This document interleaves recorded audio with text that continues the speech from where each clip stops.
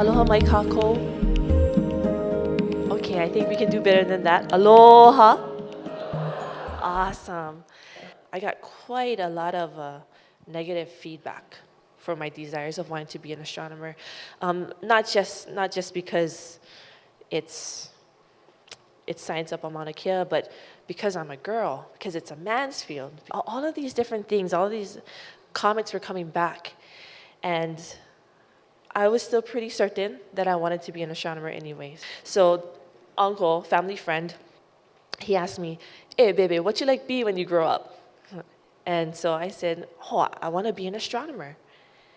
And he looked at me square in the eye and he said, "An astronomer? What kind of Hawaiian you?" I walked away and I cried.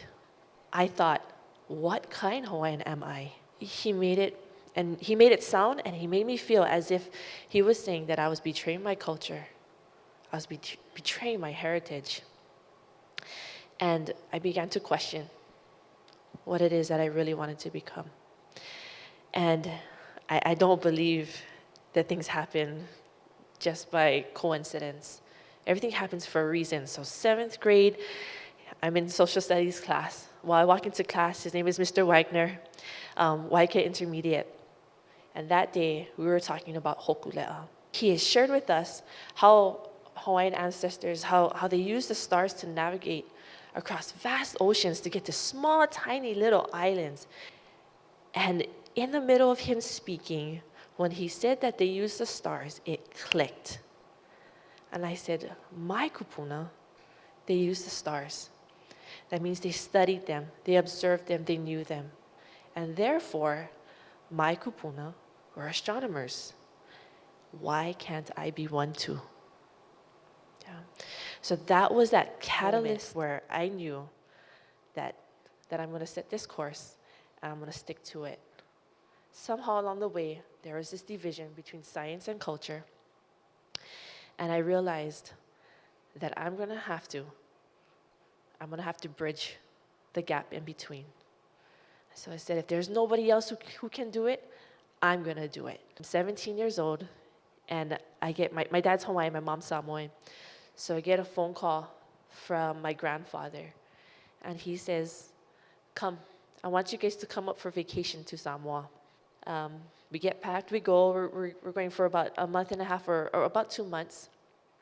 And we get there, and we find out it's a trick. In the Samoan culture, there's what's called a topo. And a topo, it's kind of equivalent to a princess, but with a lot of responsibilities. I mean, like hardcore stuff. My grandfather is a matai, so he is the paramount chief in our village, in my family village. And so I came in, and as I'm walking in, my mom's walking out, and she says, "Your grandfather wants to talk to you. Whatever he says, you just say, no, thank you." And I said, "Oh, okay, sounds good." He says, "Do you know why you're here?" And I said, "Yeah, for vacation." And he said, "No, I have been waiting for 10 years to bring you home." And I said, "But why?" He said, "In our family, we have not had a taupo for 4 generations. That is a really long time to not have one." And so I asked him, why not? He said, "Because we were waiting for the right young woman. Okay. She has to be able to navigate her way through very hard situations. She has to be able to lead, to be an example. She has to be a servant, be service-minded, think of others, and at the same time, be strong and courageous." My grandfather lived with us I met him when I was 6. He was supposed to stay for a week, and he stayed for those 10 years. He said, "Do you know why I stayed with you for 10 years?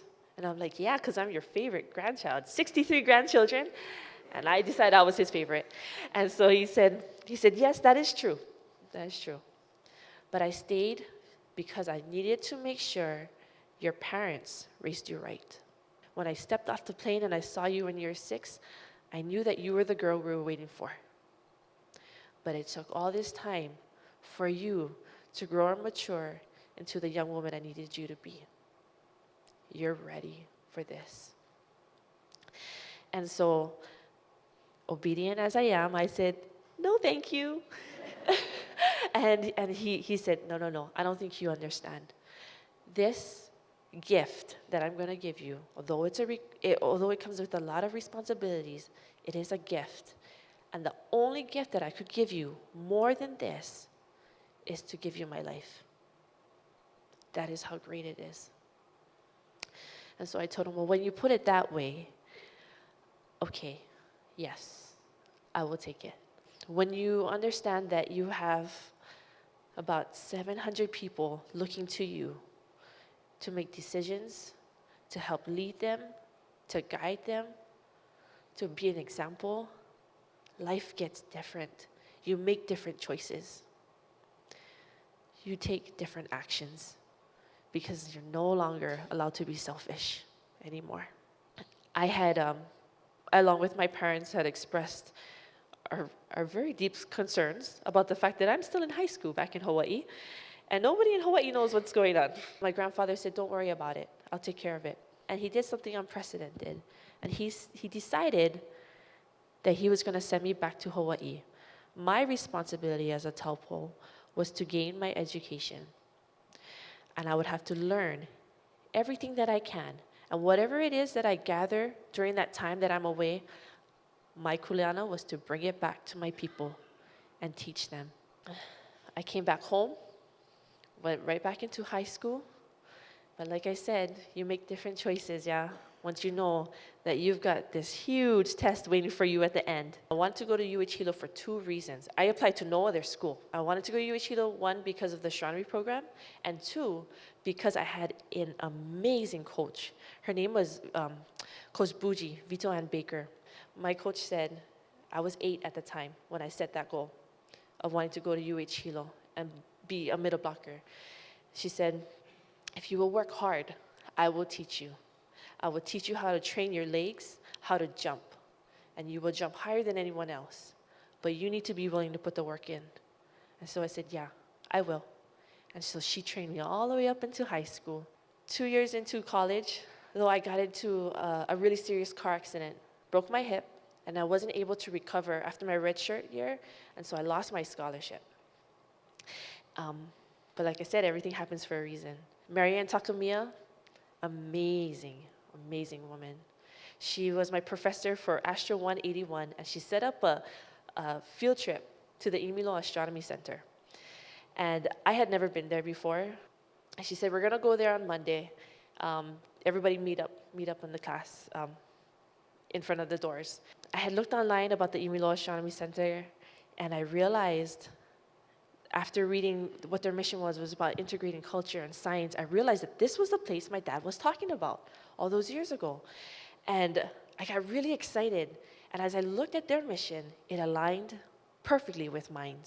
I just knew I had to get my foot in the door somehow, some way. I told them that my goal is to walk out of ʻImiloa with an internship. I'm gonna wear my best zigzag dress. Mind you, it's a full-length dress.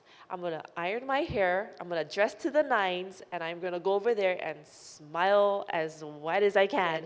I'm gonna show up at the door and not even thinking about anything. Of course, my classmates are there, and they're looking at me like, where are you going?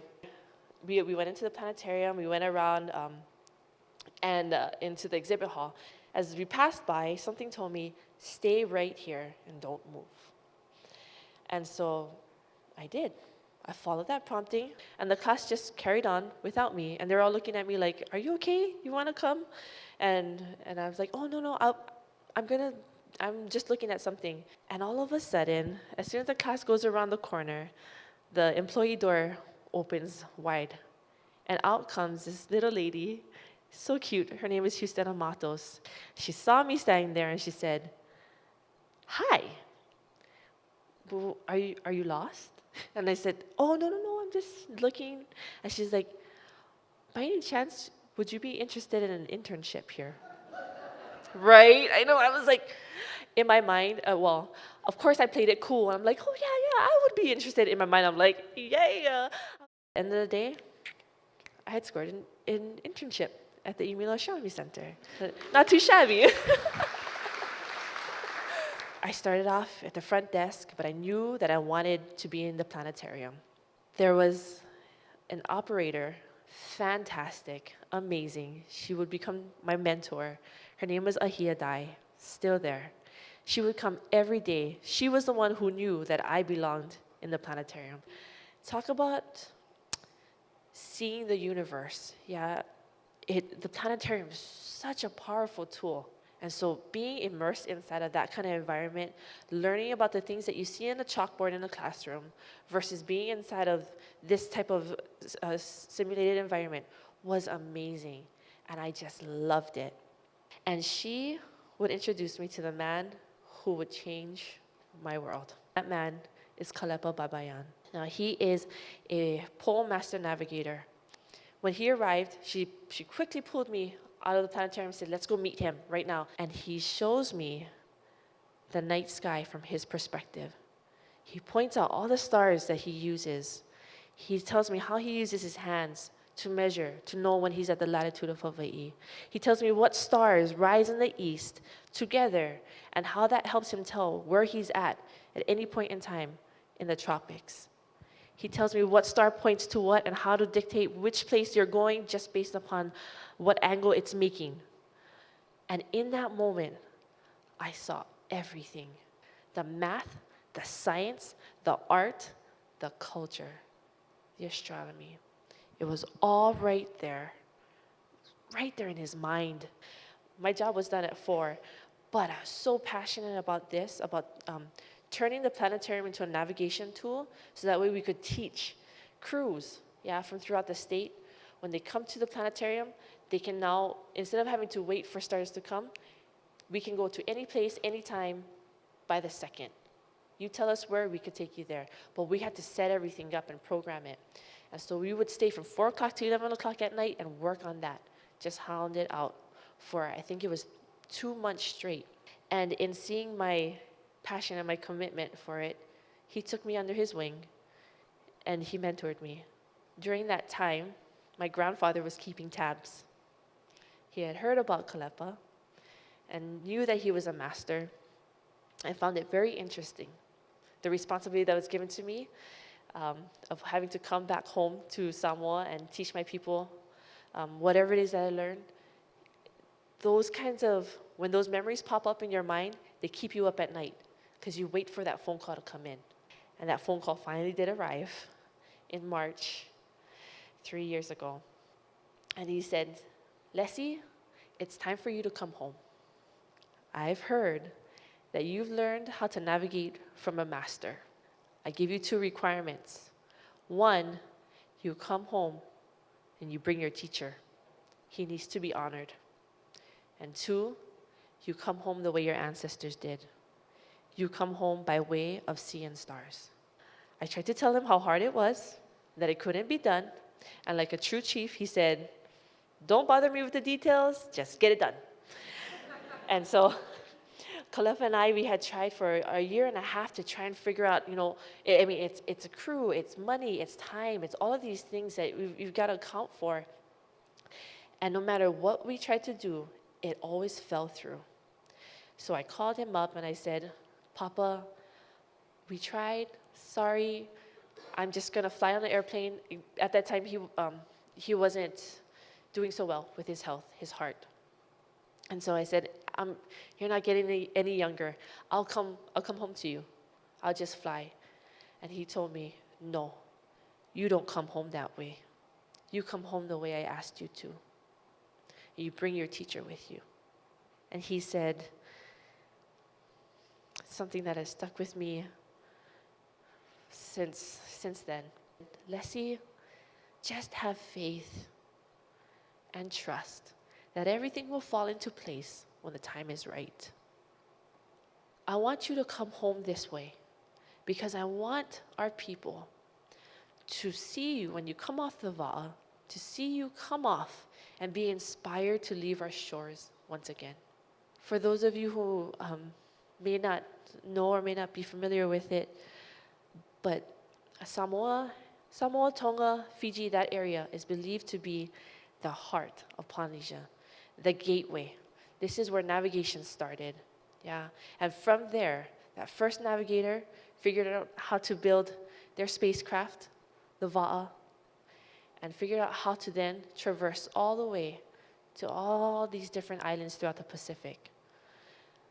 Samoa, and I'm gonna be biased, Samoa is the heart and the starting point of that. And so he wanted me to bring that home, because right now, there is no one that navigates. The art was lost.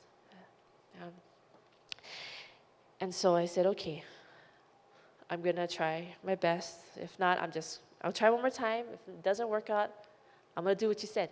I'm just gonna let it be. 6 months after that the crew of the Mālama Honua Worldwide Voyage, they would leave from Hilo to embark on top of the voyage. And the night, they left on a Friday, but they came into ʻImiloa on a Wednesday. And my job is to operate the planetarium to help them run through the stars so that they'll know what they'll see as they change latitude. So we were going over stars for a couple hours. And in the room was Uncle Nainoa, Thompson. And he left early, and I walked him out of the planetarium. We were walking down the hallway, and he stops in the middle of the hallway, and he looks at me, he says, "I think you should come." And I said, "Oh, come where?" He's like, "I think you should come with us on the voyage. I think you need to be a part of this voyage." And I said, "Oh, I'd love to, but I just gave birth 6 weeks ago, and I'm not going anywhere." And he said, No. Okay, I understand. And we continued walking. A couple steps later, he stops once more, and he says, "No, I think you should come. I just have this strong feeling that you have to be there." And I said, "Again, Uncle, thank you, but I really cannot. This is my third child. My other ones, this is 3 weeks, the other one is 3, and the other one is 4. I cannot leave them home, and I cannot leave my family." And he said, "I understand, I get it, but this feeling that I have tells me that you have to be here. You have to come with us. And if it's time away from your family that's stopping you, may I suggest that you consider this leg, short little stint. It's 1 week. I don't know if you ever heard of a place called Samoa." Right? And I was like, "What did you just say?" He said, "There's a place we're gonna go from Pongo Pongo, and we're gonna do a little circle around and end up on Upolu, Samoa." Upolu, what used to be known as Western Samoa, that's where my village is on. And I just about jumped out of my own skin. It was that moment where you get goosebumps, and you know that moment is bigger than yourself. That's the moment that your grandfather talked about. You know that this is what you're waiting for. And so I said, "I'm gonna say yes, but I need to check with my husband first." I talked to my husband about it. He's like, "Oh, a week? Yeah, okay, that sounds cool. We can do that." Then when I looked at the sail plan and I started to map everything out, I realized, that they're pretty close, but Western Samoa is way more developed than American Samoa. So the lights are super bright in the city. And therefore, you come off 20 miles off of the island, you're no longer navigating because you just follow the light that's over there. So I was like, I don't really think that's what my grandfather had in mind. And with that, I realized in order to make this an honest trip, and in order to earn my way home, I would have to sail into Samoan waters. I'd have to meet the crew somewhere in Rarotonga area in the Cook Islands. And what that meant was 1 week turned into a month and a half. And mind you, a 4-year-old, a 3-year-old, and a 3-month-old baby, most husbands would be like, "You're not going anywhere." But we looked at everything, and I explained to him. He knew the circumstances already. He knew what this meant for me and for my grandfather. And everything that we had tried to do and pull it together just wasn't working. It wasn't working. And finally I said, "You know what? maybe I won't take this shot. Maybe I'll just not, maybe there's another chance. And my husband, so supportive, said, Ces, this is a once-in-a-lifetime chance for your grandfather to see you fulfill that promise that you made to him. You need to get on that canoe. We need to put you on there. You need to go home. But you need to come back. By that time, we figured it out. I had 3 weeks left. 3 weeks to get everything together, fly down to Aitutaki, the small little atoll in Cook Islands, and join the crew there. And I would serve as co-navigator on Hōkūleʻa. There's Hōkūleʻa and Hikianalia. At that time, they were sitting together. And Uncle Kalepa was on Hikianalia. But on Hikianalia, they had the GPS and all the modern technology. Hōkūleʻa, that's where you do the navigation. And my grandfather said, bring your navigator home with you. And so that's why this was a perfect scenario set up. And when I met up with Kalepa in Aitutaki, him and Uncle Chad Paishan, they were captains for each respective canoe. And they gave me the choice. They said, you have 24 hours to think about what canoe you want to be on. Kalepa said, you come on Hikianalia, you're going to be with your teacher. You're going to be with me. And you're going to be warm and you're going to be dry. You go on Hōkūleʻa, you'll be cold and wet. So what you like? And I told him, I know why I'm here. I was never meant to stay warm and dry. I was meant to be here for the hard, the easy, the good and the bad, whatever that looks like. So I'm going to tell you goodbye at this point. I'm going to go on Hōkūleʻa because I need to navigate home. That's the promise I made to Grandpa, and I intend to keep it. And so with that, I said goodbye to Kalepa, and I went on Hōkūleʻa and co-navigated for 9 days from Aitutaki to Samoa. As a navigator, when you only know where you're at in any given point of time by knowing where you came from. You have to keep track of everything. Once you lose track of that, you're lost. What that means is that you don't sleep. You take cat naps for half an hour and you stay up as long as you can. Yeah. And so on 9 days, my rest. People ask me, what did you do to prepare for that kind of sleep deprivation? I was like, well, I had a baby. They'll keep you up all night, yeah? We had encountered difficult weather. And the stars, they're my bread and butter, because I'm a planetarium girl. So I felt confident in the stars. Of course, there was no stars for most of the time. They're all covered up by rain clouds. Just my luck. So I learned how to navigate by waves and by wind. Very different from the stars. That last 8 hours of navigation would prove to be my most trying moments. See, what happened was in the morning, I had come off a shift and we all knew that we were within the vicinity of Ta'u. We should be able to see it fairly within the next few hours. I decided I'm going to stay up. I'm just going to push past through it because finding the island is a really big deal. We call it pulling the islands out of the sea. So if you can pull that island out of the sea, oh man, that's the most amazing feeling that you could possibly have. Yeah? And I was intent on doing that. So I decided that I was going to stay up. And I turned to the master navigator on board, which is Uncle Tua Pittman from Rarotonga. I said, what should I be looking for? I have no idea. This is my first time. And he said, look for strange clouds. And that was all he said. So I said, okay. Got back on the nav seat, looked out across the horizon, and there was in this area a white cloud, another white cloud, a gray cloud right in between, but that gray cloud had a steep cutoff. Hey, is that my island? That weird looking thing over there? And I attributed that steep cutoff to be a cliff. And he said, congratulations, welcome home. And so, of course, I'm crying, I'm excited. And he said, but hold on, you need to wait. because what's going to happen, the island is still far off. Keep that island in sight, because once that sun, it's sunrise, once that sun comes high up and the light is no longer curving to the curvature of the earth, yeah, so when it curves, it hits the island and it shoots up and creates a silhouette. So that's what we were seeing. But as soon as the sun gets higher, it'll drown it out, the clouds will come in, weather patterns take over, and you'll lose it. So he said, keep your eye on that island and do not lose it. So intent on doing that, I looked straight forward and never took my eyes off of it. That was my biggest mistake. I was so intent on not losing that I failed to look all around me. I did not take a bearing off of the waves. Okay?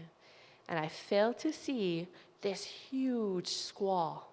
Okay, if you're not familiar with the squall, when you look out at the ocean, you see like a rain cloud, yeah, just a really, really massive, big, black, gnarly one. That was all the way. When I woke up in the morning, it was far away, but I didn't anticipate how fast it was moving, and before I knew it, it was smack dab on top of us.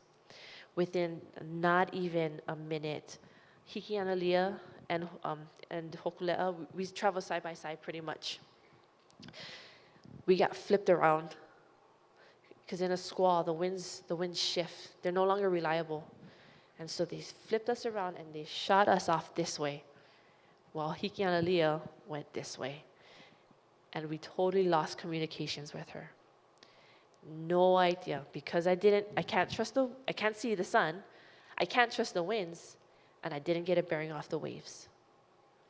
At that point, my heart went into a panic, because I knew that I was lost. So I turned to Uncle Tua and I said, Uncle, I don't know where we are. I have no idea how to navigate us forward or to anywhere. And he said, Cesi, this is the moment where you take everything you know, everything you've learned, and you throw it off the canoe. It can no longer help you. This is the moment where you navigate by your na'au. Please excuse me, because I'm going to have to go and say a pule, because I'm going to need help. And ain't none of us on this canoe can help me right now. I need to go. I said my pule, came back, and we had traveled we hugged as close as we could to the wind for about 2 hours. You couldn't even see like 5 yards in front of us. It was that thick. The rain was that thick. And finally we came out. No Hikianalia in sight. Couldn't find her. And so I told the crew, okay, right in front of us was the second part of the squall, so we were gonna head into it. So I said, just keep holding us to the wind. That's all we can do, yeah. And as soon as we broke out through it, there was the squall had now passed us and now was in front of us over here. There was another squall over here on the horizon, and another one behind us. And no island, just clear blue skies in between 3 of them. What that means is that island is behind lucky door number 1, 2, or 3. And I've got to figure out which one it is. Also, to make matters more stressful, we started rationing water already. So if I get it right, that means we get about 10 more hours. I mean, about 6 more for navigating and then the rest for just sailing in because the island is there. Get it wrong, that's a day and a half of hard sailing. That's called tacking. You gotta go back and forth. It's hard on the crew, and you really don't want to get into that situation, because now you could possibly be coming against the wind, yeah. And so I knew what it meant to get it wrong, as well as what it meant if I got it right. And as I came out, looked at the 3, and Uncle Tua says, Celeste, it's time. You need to tell us which squall are we going into. And so I said another pule, because I knew that there was only two people in that moment that would help me. One was Akua, and 2 was my kupuna, because they traveled that space countless times before I did. And if anybody knew it, they did. And so I asked for help. And everything in my mind told me, turn around, go back. Because you went the opposite way of Hikianalia, just go back. But my na'ao told me, home is right here in the front of you. And so Tua said, you give us the call. No one will question. We will just follow. And so I said, okay, we're going to go this way. And I knew that the crew was thinking, what is she doing? But they didn't say anything. They just said, okay, and followed. So we traveled, and I tell you, that was like the longest 3.5 hours I have ever experienced. Talk about pressure. And so I asked the crew to get up on the deck and look for Hikianalia's light at the top of the mast, because that'll be our first indicator. And after those 3.5 hours, I hear, she's up ahead. And so that doesn't mean that we're going in the right direction. That just means we're in the same squall as Hikianalia, and I'll take that just as well, just to be with our sister. And the amount of pressure that came off of my shoulders was immense, but it still wasn't. I still didn't see that island. Pulled up alongside Hikianalia, and we traveled for another 2 hours. And there, we'd puka through, we'd come through the clouds, and this beautiful green island was right there, this huge rainbow and birds flying. And I knew that I've made it home. And I knew that my grandfather was waiting for me. Yeah. I called my mother. I was allowed to call my mom on the sat phone. And I told my mom to call Grandpa. Tell Grandpa, I'm knocking at his door right now. I'm almost there. And she was quiet. I said, Mom, is everything okay? And she said, Ces, I'm so sorry. Your grandfather, he's not going to be there to see you come home. And I said, I don't understand. What do you mean?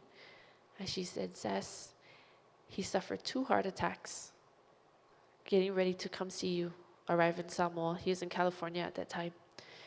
He's in the hospital in critical condition, and he's not flying anywhere. And I can't tell you how devastating that moment was for me, because everything was for him. This is 10 years. 10 years I had waited to go back home to fulfill my promise. It finally happened, and the man that I'm doing it for is not going to be there. And I thought, why? All of this for what? And I decided when we get to American Samoa, I could jump on a plane and go back, fly to California and be with him. If it's going to be his last hours, I'll spend it with him. No sooner when I made that decision, I knew that it was the wrong one. I knew that he would want me to go back home. He would want me to fulfill my promise no matter what. And so with that, I stayed. Traveled all the way to my village. I took Kalepa with me, and I did that exactly 1 year to this date. Today marks my 1-year anniversary of coming home.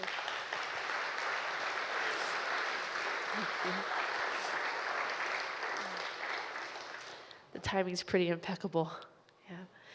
While all of this is going on, needless to say, get over there. The trip was fantastic. But at the end, because the whole time I kept questioning, why? What for? Why go through all of this? Sacrifice so much. I left my babies at home with my husband, and he's not even here. And it wasn't until the end of the trip where it would be Uncle Kalepa, Uncle Nainoa, and the kind of like the president of Samoa.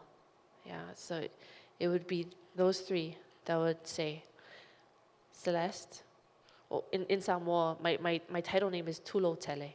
So, Tulotele, your responsibility Now, just because you came home, that's just the beginning. You now have to figure out, I want you to build a school of navigation to teach our people how to leave our shores again. Exactly what my grandfather wanted. And now it was made official that I have to figure out some way to teach the next generation how to navigate. And I wondered why my grandfather would want me to, why he would want his people to leave, because that was all he said. He's like, I want you to inspire people to leave their shores again. And it wasn't until I got that kuleana placed on me that I realized it's never about leaving. It was never about leaving the shores. It's about the values that come with that. It's about being able to work within a crew, within a team.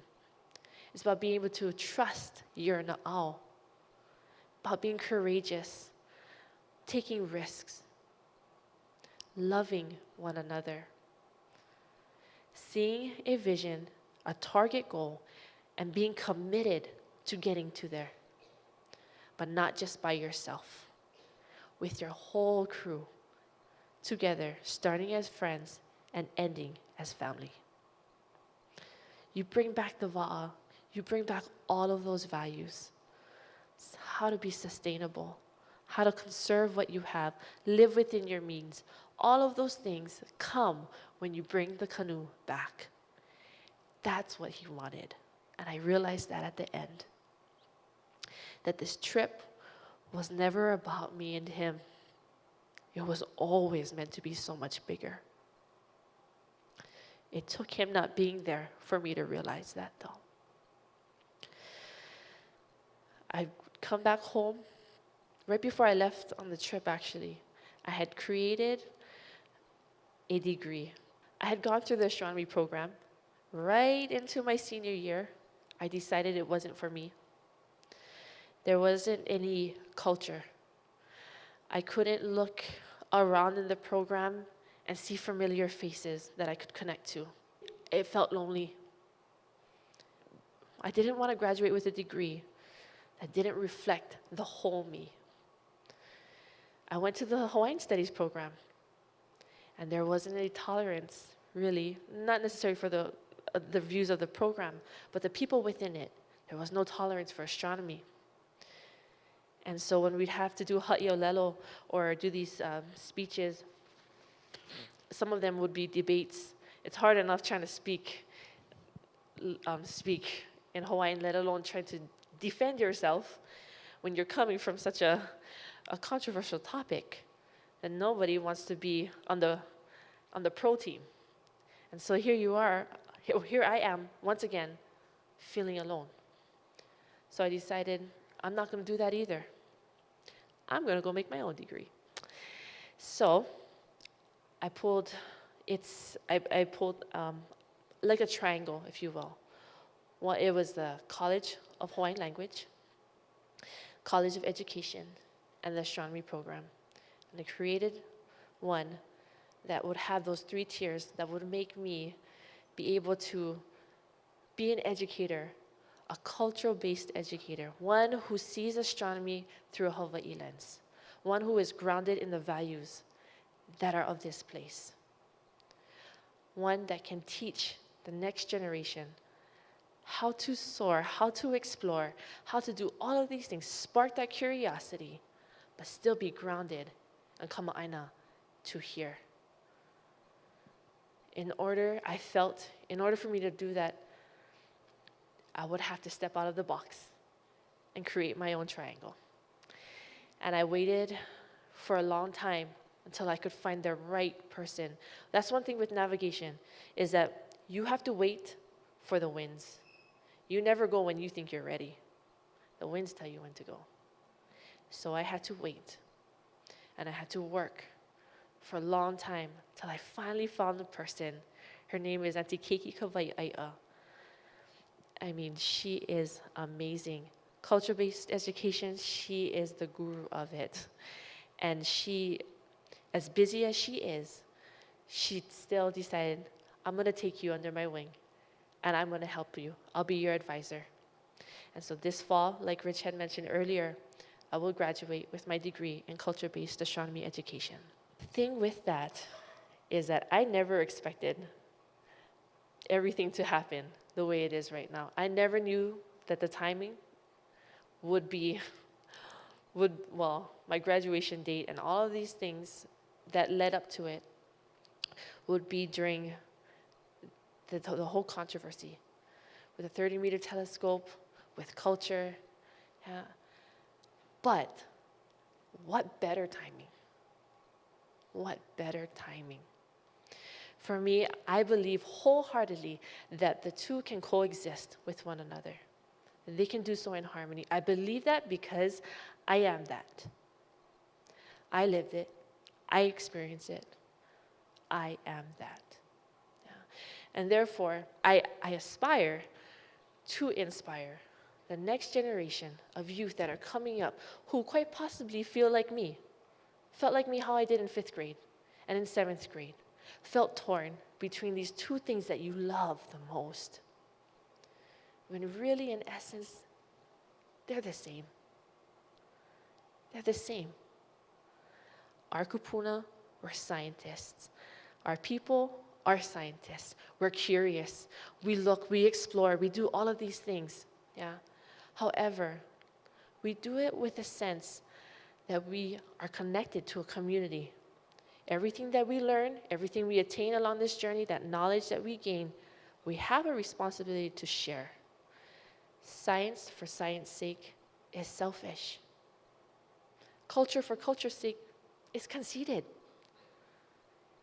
So, bringing those two together, understanding why we do science, making it relevant to the person, to the child, to the individual, to the kanaka, to the kupuna, to everyone, that is where the hope lies. Relevance. How does it benefit me and my ʻOhana? That's what everybody's wondering. That's what everybody wants to know. I can tell you right now that I want to make sure that I can answer that question when I'm asked. I want to make sure that when these kids come up through the K-12 sector, that me, as an outreach coordinator for ʻImiloa, that my colleagues and my friends within the Observatory outreach community, that we have been able to impact our community and our kids in a very relevant way that they can connect to, that resonates with them, that will inspire them to want to become future astronomers. The only way that I felt that I could do that is by one and first being that example of change that I wanted to see in the world. That's why I created my degree. That's why. Not for me, but for the others, for the kids who are like me. If you think that it's hard within yourself as adults to deal with the controversy that's going on, imagine being a 5th grader wanting to be an astronomer right now. I decided to not focus my energies, though, on the controversy. I'm looking beyond. What happens after? Those kids, where are they going to be? Who are they going to look to? I want to make sure that they've got somebody. Yeah. And so that's what I'm preparing myself for now. I don't think I could have ever imagined the journey that I would undergo and that I would have the opportunity to take part in. I could have never planned this out for myself. A lot of it seems like it was beyond just this realm. Our kupuna, they were astronomers, but they weren't just astronomers. The wayfinder, that navigator, is an astronomer, an oceanographer that's looking at those currents, a human resource person who's trying to make sure that everybody's okay and safe, that there's food, that we've got the right provisions. They're the botanist or just looking at the different plants that are floating in the water. All of these different things. They're the marine scientists that's looking at what kind of species to help figure out how deep and how far away they are from land. The Hawaiian, the wayfinder, the navigator, is all of that all at one time. The wayfinder is a holistic being, not separated. That's what I need our kids to understand. You don't just compartmentalize yourself, because the value comes when you understand the patterns and the rhythms within your environment. That's where the true power lies, when you can see everything as a whole, and you can see your part within it. Thank you. Does anyone have any questions for me? Well, I'm just wondering, how's your grandpa doing? That's such a great question that I always forget, and I leave everybody hanging on the edge of their seats. I'm sorry. He is doing much better now. Much better. He made it through, had a quadruple bypass heart surgery, but it's been a year and I still haven't been able to see him. Just can't. He ended up flying to Samoa, missed me, and I missed him, and I just can't afford to get back over there to see him, but he's doing well. Thank you for asking. Hi, I'm actually an astronomer myself, and I observe for one of the telescopes up on the summit, but we observe remotely now, so no one is really at the summit when we're observing, and we've been doing that for probably 6 or 7 years now, and I'm wondering, first off, how many nights have you been up there? Have you been able to observe from up there yourself?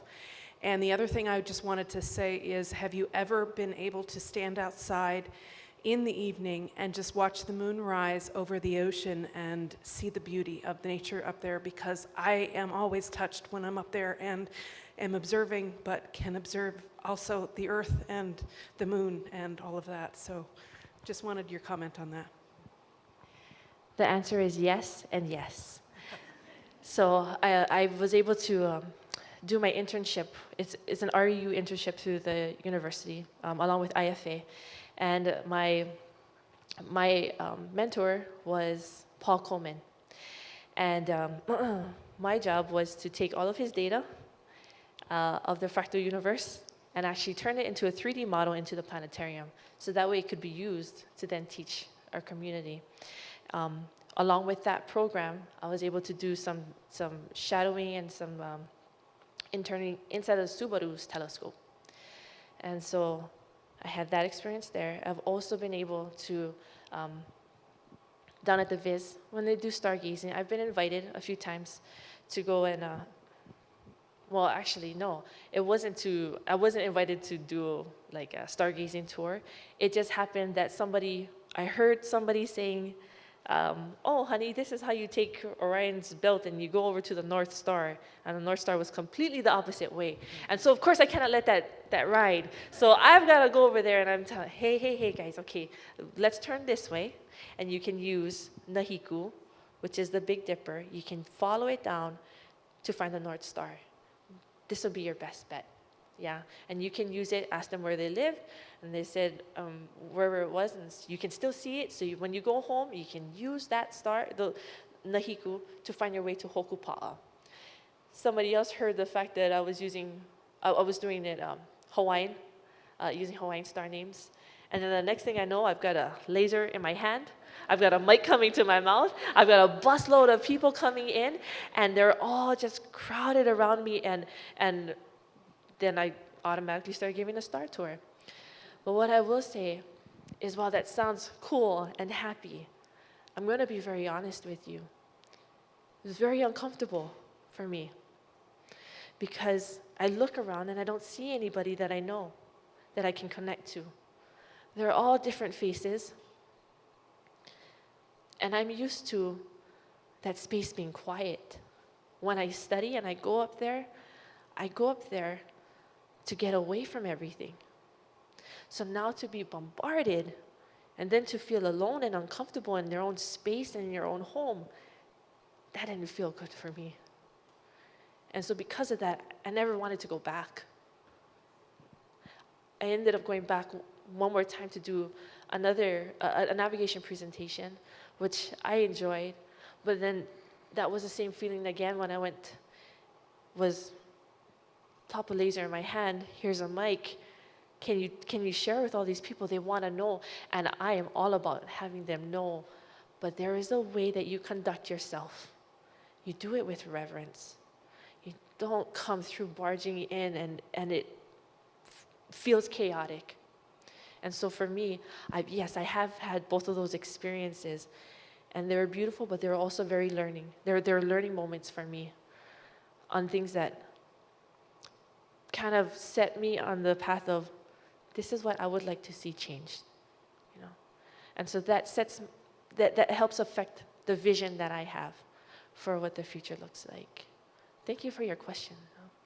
I wonder if you have a vision as to how the current controversy with the community can be resolved. Thank you for the question. I knew I was going to have a hard one, so thank you for being brave. For me, like I said, I truly believe that both can coexist in harmony together. So of course, my vision is both worlds, being one. I also believe that the right people are in the seats already. They can make the right decisions. Whatever table that they sit at, I understand that there's a certain point where I have influence, and it can be very powerful influence, but then there's an end to that where now I'm no longer a decision maker. I don't have authority in certain areas. Well, I can influence, but I cannot press the button and say, this is what's going to happen. Okay? So there are the people who are in those seats right now.